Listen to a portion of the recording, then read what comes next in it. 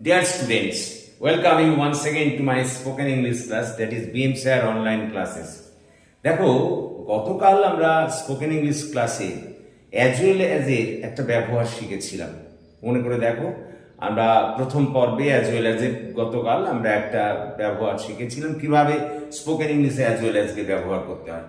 মনে করে দেখো, আমি বলেছিলাম যে একই ব্যক্তির যদি দুটি বৈশিষ্ট্যের কথা বা দুটি গুণের কথা বলা হয় বা একই বস্তুর যদি দুটো বৈশিষ্ট্যের কথা বলা হয়, তাহলে তাদের কিভাবে অ্যাজ ওয়েল অ্যাজ দিয়ে যুক্ত করা হবে। আমি বলেছিলাম, যেমন বলেছিলাম, ধরো রামবাবু একজন ভালো শিক্ষক, পাশাপাশি একজন ভালো কবি। দেখো, সেক্ষেত্রে আমি বলেছিলাম Rambabu is a good teacher as well as a good poet. লক্ষ্য করো।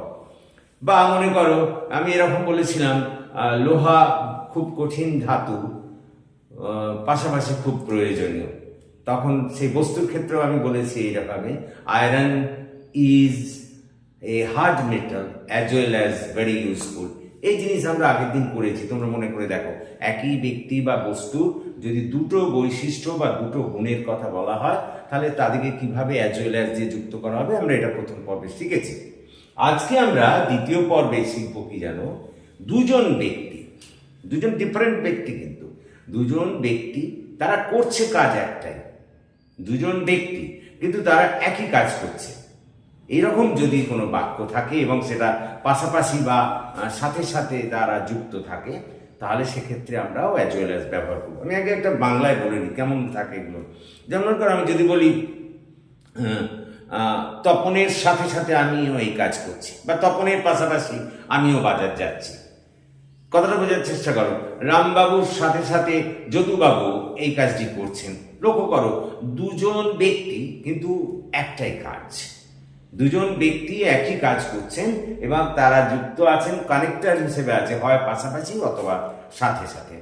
যেমন আমি একটা উদাহরণ বলি, যেমন মনে করো রিনার সাথে সাথে মিনাও আজ স্কুলে যাচ্ছে। লক্ষ্য করো, রিনার সাথে সাথে মিনাও আজ স্কুলে যাচ্ছে।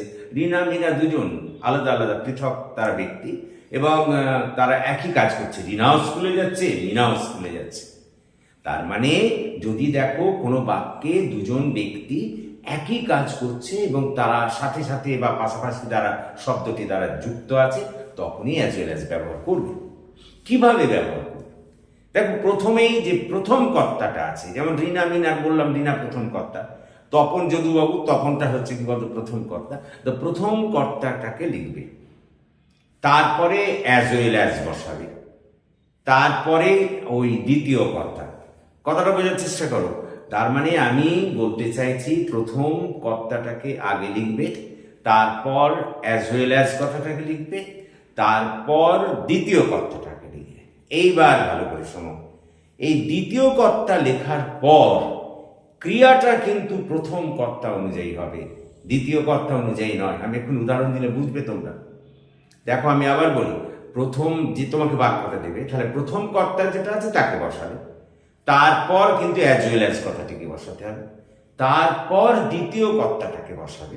এরপর যে ক্রিয়ার পালা, সেই ক্রিয়ার সময় মনে রাখবে প্রথম কর্তা অনুযায়ী ক্রিয়াটাকে লিখতে হবে, দ্বিতীয় কর্তা নয়, কিন্তু প্রথম কর্তা অনুযায়ী ক্রিয়াটাকে লিখতে হবে। তারপর যা অন্যান্য কর্ম আছে, যেমন মনে করো আমি এরকম বলি যে রামবাবুর সাথে সাথে আমি এই কাজ করছি, রামবাবুর সাথে সাথে আমি এই কাজ করছি। লক্ষ্য করো, এখানে রামবাবু একজন ব্যক্তি, আমি একজন ব্যক্তি, কিন্তু একই দুজনের কাজ, দুজনের একই কাজ করছে। তাহলে প্রথম কর্তাকে রামবাবু, তাহলে রামবাবু বসালাম, তারপরে অ্যাজ ওয়েল অ্যাজ কে বসাবো, রামবাবু অ্যাজ ওয়েল অ্যাজ, তারপরে আই মানে আমি দ্বিতীয় কর্তা বসবো। এইবার দেখো, এটা তো প্রেজেন্ট কন্টিনিউয়াস টেন্স, করছি, খাচ্ছি, যাচ্ছি, এরকম তো একদম প্রেজেন্ট কন্টিনিউয়াস হয়। তাহলে সেক্ষেত্রে ক্রিয়া হবে অ্যাম, ইজ অথবা আর সাহায্যকারী ক্রিয়া। তো এখানে আই, তারপরে দ্বিতীয় কর্তা তো আই আছে। মনে হতে পারে তো আই এর পর সাধারণত আমরা জানি এম হয়, কিন্তু না, আই এর পর এখানে এম লিখতে পারবে না।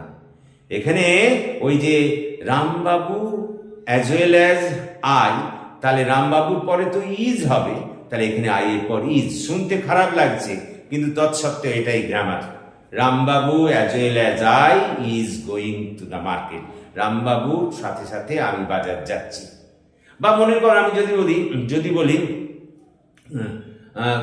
তোমাদের সাথে সাথে সে ফুটবল খেলছে, তোমাদের সাথে সাথে সে ফুটবল খেলছে। তাহলে লক্ষ্য করো, তাহলে এখানে তোমাদের সাথে সাথে ইউ হচ্ছে প্রথম কর্তা, তাহলে ইউ, তাহলে অ্যাজ ওয়েল অ্যাজ, তারপরে হি, তারপরে এবার তো ফুটবল খেলছে, এটাও প্রেজেন্ট কন্টিনিউয়াস টেন্স, তাহলে অ্যাম ইজ আর হবে। তাহলে হি এর পর সাধারণত আমরা জানি ইজ হয়, কিন্তু এখানে ইজ হবে না, এখানে প্রথম কর্তা ইউ অনুযায়ী ক্রিয়া বসবে। তাহলে you as well as he are playing football.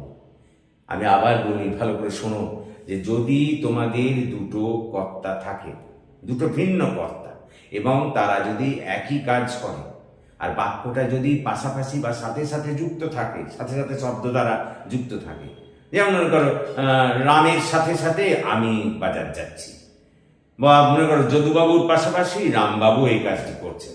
লক্ষ্য করো, যদুবাবু রামবাবু দুজন আলাদা ব্যক্তি, করছে একটাই কাজ, কিন্তু এই পাশাপাশি শব্দটা দ্বারা যুক্ত আছে বা সাথে সাথে শব্দটা দ্বারা যুক্ত আছে। এক্ষেত্রে নিয়ম হলো, প্রথম কর্তাটাকে আগে বসাবে, তারপর অ্যাজ ওয়েল অ্যাজ বসাবে, তারপর দ্বিতীয় কর্তা, এরপর ক্রিয়া যে বসাবে, সাহায্যকারী ক্রিয়া, সেটা কিন্তু প্রথম কর্তা অনুযায়ী হবে, দ্বিতীয় কর্তা অনুযায়ী নয়। প্রথম কর্তা অনুযায়ী ক্রিয়াকে বসাবো, ব্যাস, তারপর অন্যান্য কর্ম লিখবো।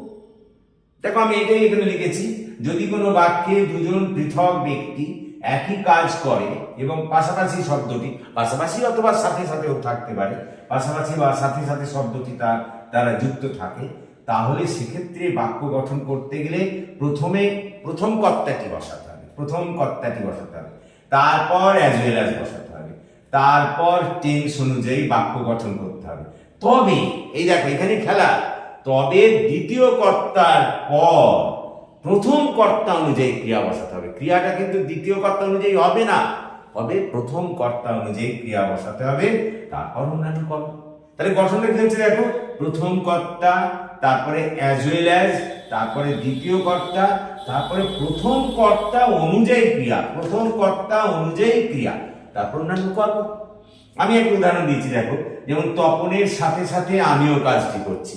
দেখো, তপন একজন ব্যক্তি, আমি একজন ব্যক্তি, দুজন ব্যক্তি, কিন্তু কাজ তো একটাই করছি, আমরা একই কাজ করছি। তাহলে দেখো, এটা আবার করছি, খাচ্ছি, এটা প্রেজেন্ট কন্টিনিউয়াস টেন্স। আচ্ছা, তাহলে প্রথম কর্তাটা লিখতে হবে, তাহলে প্রথমে লিখলাম তপন, তারপরে অ্যাজ ওয়েল অ্যাজ লিখতে হবে, দেখো অ্যাজ ওয়েল অ্যাজ লিখেছি আমি, তারপর দ্বিতীয় কর্তাটা লিখতে হবে, তারপরে দ্বিতীয় কর্তা আমি, আই, তারপর এইবার দেখো, এটা প্রেজেন্ট কন্টিনিউয়াস টেন্স, লাস্টে তো আই আছে, সুতরাং এরপরে তো ক্রিয়া হওয়া উচিত এম, কিন্তু হবে না, হবে না, কারণ এখানে আমরা জানি যে এখানে ক্রিয়াটা হবে প্রথম কর্তা অনুযায়ী।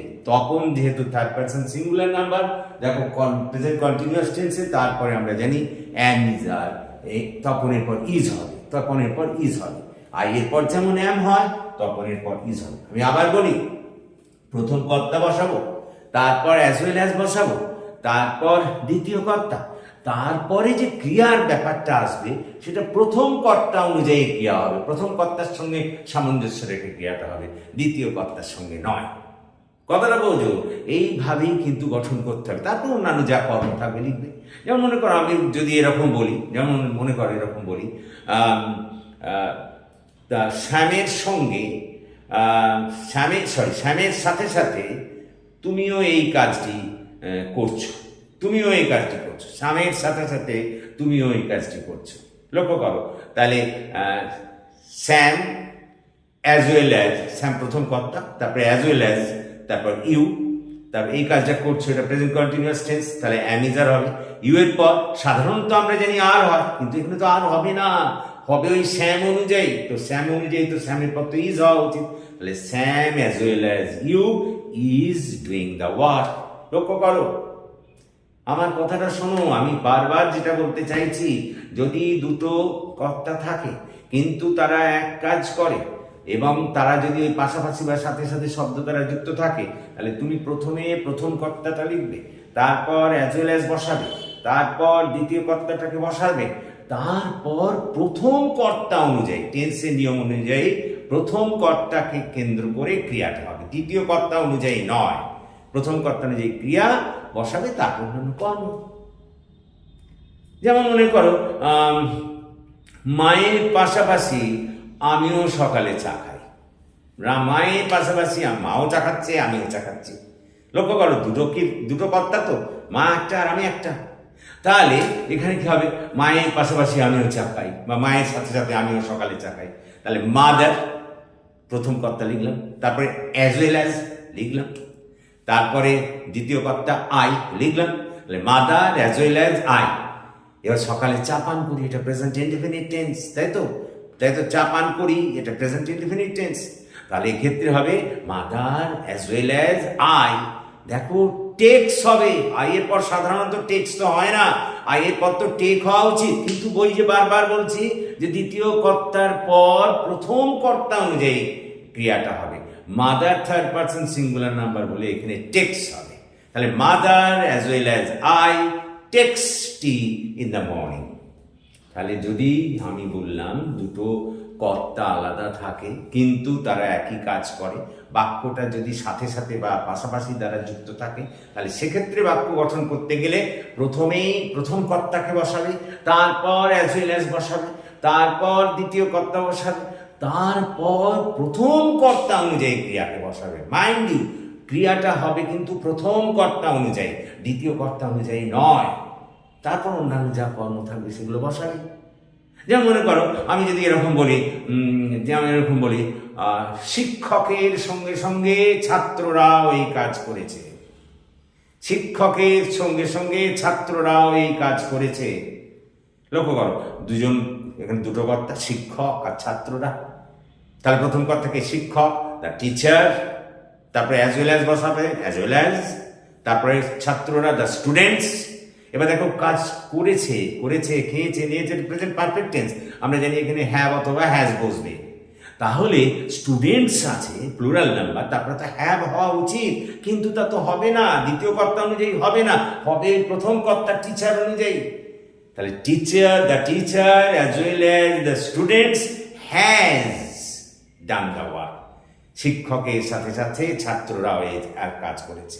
দেখো ওই যে স্টুডেন্টস, তারপরে সাধারণত হ্যাভ হওয়া উচিত ছিল, স্টুডেন্টস প্লুরাল নাম্বার, তারপরে হ্যাভ হওয়া উচিত ছিল, কিন্তু দ্বিতীয় কর্তা অনুযায়ী তো এখানে ক্রিয়া হবে না, হবে তো প্রথম কর্তা অনুযায়ী।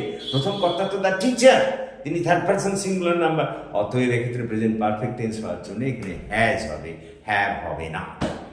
তাহলে মোদ্দা কথা আমি বলতে চাইলাম, যদি দেখো কোনো বাক্যে দুটো কর্তা আছে এবং তারা একই কাজ করছে এবং তারা ওই পাশাপাশি বা সাথে সাথে শব্দ দ্বারা যুক্ত আছে, তাহলে সেক্ষেত্রে বাক্য গঠন করতে গেলে প্রথমে ঢুকবে প্রথম কর্তাটাকে, তারপর অ্যাজ ওয়েল অ্যাজ বসাবে, তারপর দ্বিতীয় কর্তা, তারপরে টেন্স অনুযায়ী প্রথম কর্তা অনুযায়ী ক্রিয়াকে বসাবে, দ্বিতীয় কর্তা অনুযায়ী নয়, প্রথম কর্তা অনুযায়ী ক্রিয়াকে বসাবে, তারপর অন্যান্য কর্ম।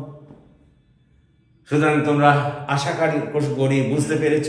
আমি এখানে তোমাদের দুটো বাক্য বলছি, তোমরা শুনে নাও, শুনে এটা আমাকে করে জানিও, যেমন তাহলে বুঝতে পারবো যে তোমরা এটা বুঝতে পেরেছো কিনা। যেমন মনে করো আমি যদি এরকম বলি, রামবাবুর সাথে সাথে তোমরা বাজারে যাচ্ছ, রামবাবুর সাথে সাথে তোমরা বাজারে যাচ্ছ, এটা একটা করবে। আর একটা দিচ্ছি যে তারা আমার সাথে সাথে এই কাজটা করেছে, তারা আমার সাথে সাথে এই কাজটা করেছে। এই দুটো বাক্য আমাকে আমার কমেন্ট বক্সে করে দেখিও, তাহলে আমি বুঝতে পারবো যে তোমরা ব্যাপারটা বুঝতে পেরেছো। Thank you for watching and listening. Please তোমরা আমার এই চ্যানেলটিকে সাবস্ক্রাইব করো এবং যদি ভালো লাগে তাহলে বিষয়টা সবার মধ্যে শেয়ার করো। So thank you for watching and listening. Please comment, share and subscribe my channel.